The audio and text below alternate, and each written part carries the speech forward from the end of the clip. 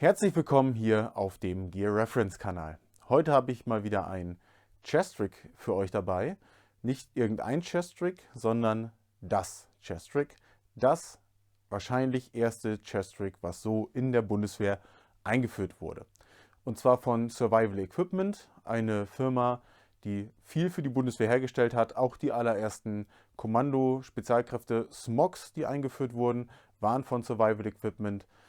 Scharfschützenausstattung und, was später noch so dazu kam. Survival Equipment hat zu der damaligen Zeit Produkte von Arktis aus England in Deutschland vertrieben und in Flecktarn anfertigen lassen. Und dieses Chest-Rig wird sehr wahrscheinlich auch schon von Arktis produziert worden sein vorher. Und der Name dieses Chest-Rigs im Katalog ist SBS Chest-Rig. SBS steht für den britischen Special Boat Service. In Deutschland ist mir das Chest-Rig zuerst immer als Kajak-Chest-Rig vorgestellt worden, oder so habe ich es denn bei Recherche gefunden, da dieses Chest-Rig für den Einsatz beim Kajakfahren vorgesehen war. Die Bundeswehr hat die Klepper-Falt-Kajaks im Einsatz auch damals schon gehabt. Und sehr wahrscheinlich gehörten die ersten Chest-Rigs dieser Art zum Satz des Bootes. Aber es müssen auch mal später diese Chest-Rigs nochmal separat eingeführt worden sein, weil sie doch relativ beliebt waren, weil die doch sehr viel vertreten sind auf Referenzfotos, gerade im Kommando Spezialkräfte. Auch im Buch über das Kommando Spezialkräfte von Reinhard Scholzen kann man das Chest-Rig an der einen oder anderen Stelle mal erblicken. Ansonsten sind über die Jahre immer mal Bilder aus Afghanistan aufgetaucht, wo es eben zu sehen ist. Zum anderen im Buch Eyes on Target über die Fernspäher sieht man den einen oder anderen Fernspäher mit diesem Chest-Rig. Möglicherweise auch aus dem Kajaksatz, weil auch die Fernspäher die Kajaks nutzen, oder eben nochmal separat beschafft, vielleicht aber auch privat beschafft, weil diese Chest-Rigs konnten natürlich auch bei Survival Equipment bestellt werden.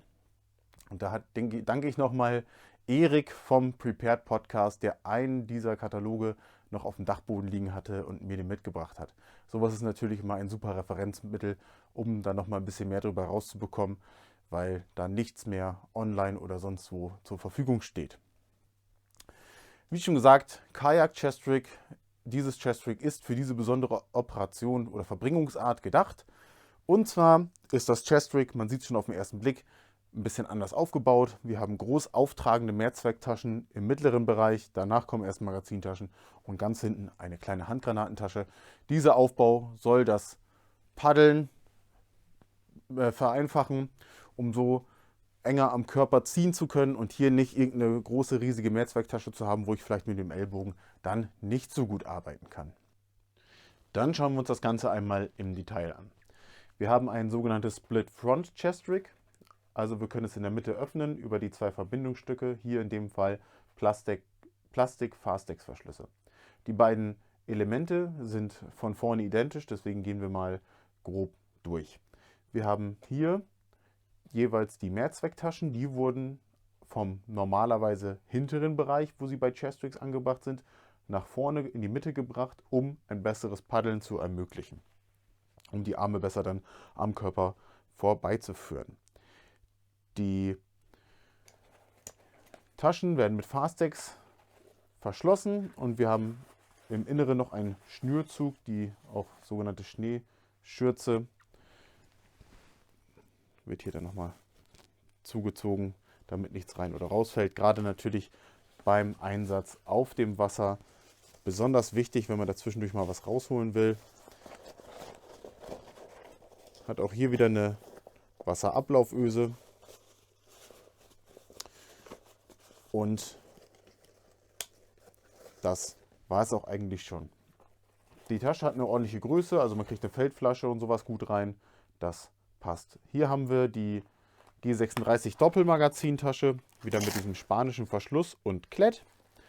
Ein Feature, was diese Tasche hat, was wir auch aus dem Kampfmittelwesten-Video kennen. Wenn man das Magazin nicht so schnell rauskriegt und ein bisschen Gewalt arbeitet, kann man die Tasche nach vorne wegziehen. Die wird hier oben mit Klett und mit den Druckknöpfen befestigt. Und so kriegt man das Magazin in jeglicher Lage raus. Achso, was hier drauf ist, was man noch sieht, ist Schlemmkreide. Das Chestrick war wahrscheinlich noch mal deutlich mehr abgetarnt damit und somit wahrscheinlich mal im Einsatz in Afghanistan. Dann haben wir ganz außen eine kleine Tasche, und zwar für die Handgranate.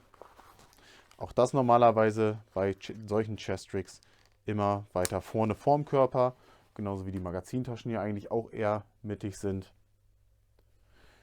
Aber hier bei diesem besonderen Chestrick anders. Hier oben haben wir noch einen D-Ring, um Ausrüstung zu befestigen, ist auf beiden Seiten, und oder um das Chestrick vor sich auf dem Kajak auch nochmal festzumachen. Wie gesagt, hier auch die Doppelmagazintasche und hier hinten die andere Handgranatentasche. Vorne an den Schultergurten haben wir Gummischlaufen auf beiden Seiten. Der ist auch ein bisschen gepolstert, wo man dann nochmal Kabel durchführen kann, ein Knicklicht reinstecken oder was man sonst so damit vorhat. Dann öffnen wir einmal das Chestrick und gucken uns mal die Innenseite an. Hier können wir schon mal erkennen, hier ist was reingenäht. Wir haben hier Netzmaterial, auch da kann das Wasser direkt ablaufen. Hier haben wir einen Reißverschluss, um das Fach zu öffnen, und hier ist integriert das P8 Holster. Wird hier einfach eingesteckt, mit dem Klett zugemacht und das war's. Ansonsten bietet die Tasche natürlich auch noch Platz für andere Ausrüstung. Wir haben hier unten noch ein Gummiband, um noch was durchzuschlaufen, was dann nochmal gesichert werden soll. Dann gehen wir mal auf die andere Seite. Wieder Reißverschluss. Hier haben wir einmal das Label, Bund Survival Equipment und das Jahr 2000. Auch wieder Netz.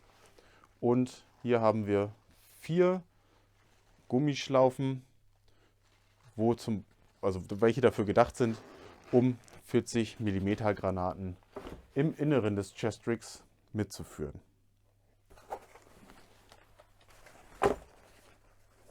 Der kann hier in der Länge nochmal verstellt werden und wird auf der anderen Seite einfach wieder eingeklickt. Wir haben hier die weitere Rückenverstellung, die hier oben durch dieses Plastikstück führt und so dem Träger ein einfaches Ein- und Aussteigen ermöglicht, ohne dass hinten immer die Bänder durcheinander fliegen oder sich irgendwie mal verknoten. Die werden hier gut geführt und gehen hier wieder zum Schultergurt.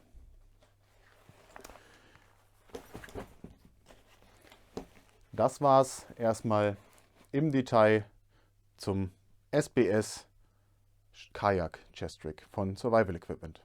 Hier nochmal als kleiner Vergleich ein normales Chestrick, und zwar das Arktis 42. Habe ich auch schon ein Video drüber gemacht, verlinke ich euch. Und zwar hier sieht man nochmal den klassischen Aufbau, von dem ich vorhin gesprochen habe. Die normalen Mehrzwecktaschen außen und hier in der Mitte die Magazintaschen, die, wenn die voll befüllt sind, tragen natürlich dann mehr auf und würden beim Paddeln vielleicht stören. Und aus diesem Grund hat man hier dann dieses Design gewählt. Dann bedanke ich mich wieder einmal fürs Zusehen.